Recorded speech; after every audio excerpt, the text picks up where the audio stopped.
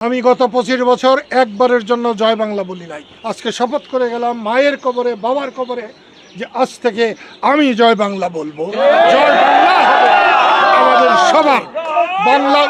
বাংলাদেশে স্বাধীনতাকামী মানুষের আজকে আমার মায়ের মৃত্যুবার্ষিকী।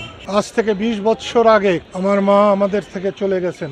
মা যখন চলে যায় আমি চোখে অন্ধকার দেখতাম, সারা দুনিয়া আমার কাছে ফাঁকা মনে হয়েছে। এই 20 বছর কি করে বেঁচে আছি তাও ঠিক আমি জানি না। আমি এখানেই জন্মেছিলাম। এইখানে যে গাছটা আছে জাম গাছ, আরেকটা বড় জাম গাছ ছিল, তার পাশে আমার নারী পোতা হয়েছিল যাতে আমি ভালো হই। আমি ভালো হয়েছিলাম কিনা জানি না, কিন্তু মুক্তিযুদ্ধ আমাকে মানুষ করে দিয়েছে। মুক্তিযুদ্ধে আমি রুখে দাঁড়াতে পারবো এটাও আমার ধারণা ছিল না। তখন আমাদের নেতা ছিলেন বড় ভাই লতিফ সিদ্দিকী।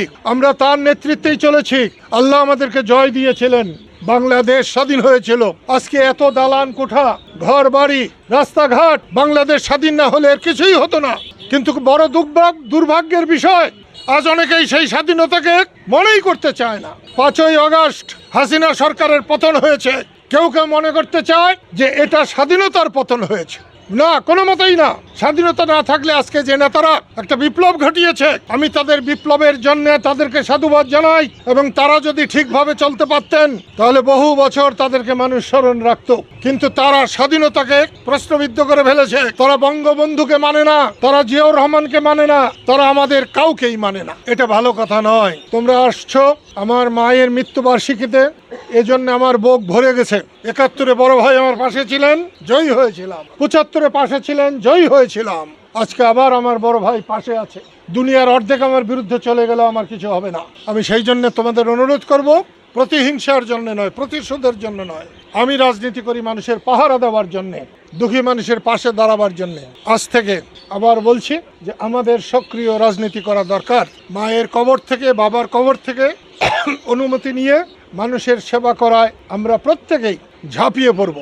আমি রাজনীতির সময় রাজনীতি করি, ধর্মের সময় ধর্ম করি, নামাজের সময় আমি নামাজ পড়ি। আমি একটাকে আরেকটার সঙ্গে কখনো জড়াই না। সেই জন্য আজকে আমি রাজনীতি কোনো কিছু বলতে চাই না। তারপরেও বলবো, গত 26শে মার্চ জাতীয় স্মৃতিসৌধে জয় বাংলা স্লোগান দেওয়ার জন্যে কয়েকজনকে গ্রেপ্তার করা হয়েছে। আমি এর নিন্দা জানাই। স্বাধীন বাংলাদেশে জয় বাংলা ছিল মুক্তিযুদ্ধের স্লোগান। এটা কারো দলের নয়, কারো ব্যক্তির নয়, কোনো গোষ্ঠীর নয়। এটা মুক্তিযুদ্ধের স্লোগান, স্বাধীনতার স্লোগান। যতদিন বাংলাদেশ থাকবে ততদিন জয় বাংলা থাকবে। আমি গত 25 বছর একবারের জন্য জয় বাংলা বলি নাই। আজকে শপথ করে গেলাম মায়ের কবরে, বাবার কবরে, যে আজ থেকে আমি জয় বাংলা বলবো। জয় বাংলা হবে আমাদের সবার। বাংলাদেশে স্বাধীনতাকামী